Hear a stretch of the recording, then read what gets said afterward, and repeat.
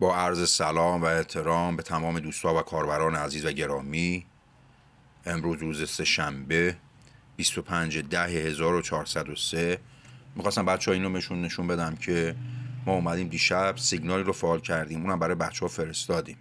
هلوش ساعت 12 شب بود، یعنی 12 و 23 ثانیه بود که اون سیگنال رو فرستادیم که بچه ها بتونن استفاده کنن. حالت سیلور بود و اینو رو حالت جیفای، یعنی رو ربات بات جیفای اومدیم فعال کردیم. بچه‌ها گفتم قرار شد که سودتون بهتون نشون بدم. من با استارت $30 با توجه به پولی که از همون در واقع ریکسفری بات به دست آورده بودم، $32 خروجی گرفته بودم. اومد رو کارتابم نشست، رو داشبورد صفحه اول، رو کیف پول شخصی خودم. بعد اومدم با کمک اون اومدم چیکار کردم، یک سیگنال جیفا تو یک موقعیت خوب پیدا کردیم و یک خرید سیگنال انجام دادیم و رفتیم سراغ زدن در واقع فعال کردن باتای G5. ببینید بچه‌ها وقتی ما اومدیم در واقع ترینیتی بات، میخوام اینو بهتون نشون بدم. G5 میایم پایین، نگاه کنید. این $30 بود که ما فعال کردیم بچه‌ها. این $30، این $30 رو ببینید مبلغ چقدر شد، $42. میبینید یعنی $12 سود داد به ما. حالا تایمش رو یادم نیست چون زمانی که من اینو فعال کردم کاری پیش اومد و رفتم سراغ کارهای دیگه‌ام و احتمال داره 20 دقیقه تا 12 ساعت زمان برد تا این در واقع $12 سود برای ما بشینه بچه‌ها. خب ببینید طبق موقعیت‌هایی که اومدیم نگاه کردیم، حالا موقعیت‌های گذشته بازار رو اومدیم همه رو چک کردیم. ببینید اینجا ببینید استاپ لاین خورده، موقعیت‌ها رو نگاه کنید. حالا اینجا همه تیپیه موقعیت، اینجا تیپیه،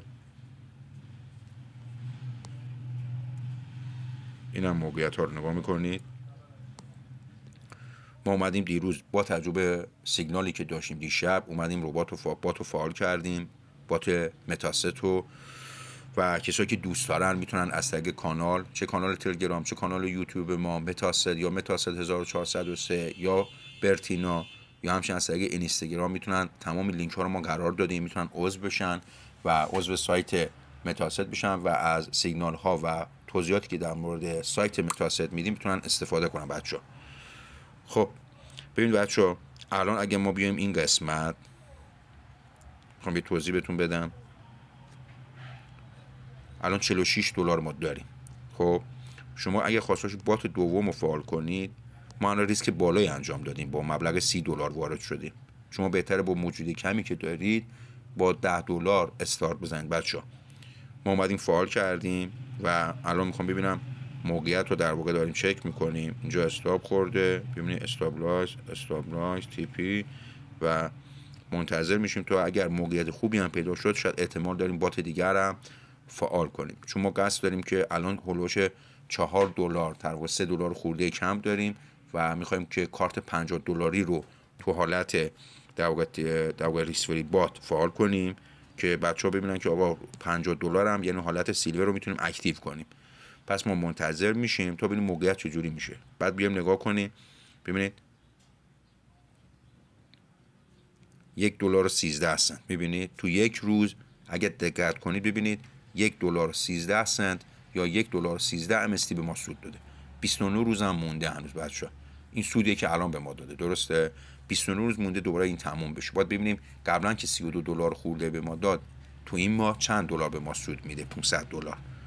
بعدش هم بیایم همین $50 رو به مزی که به این در واقع سود به چند دلار مثلا $4 رسید یه خروجی میگیریم تا بتونیم رو پول این $46 بشین و ما بتونیم یه کارت $50 سیلور رو فعال کنیم برای بچه‌ها که ببینن $50 هم میشه باش استفاده کرد و ببینیم $50 چقدر به ما سود میده.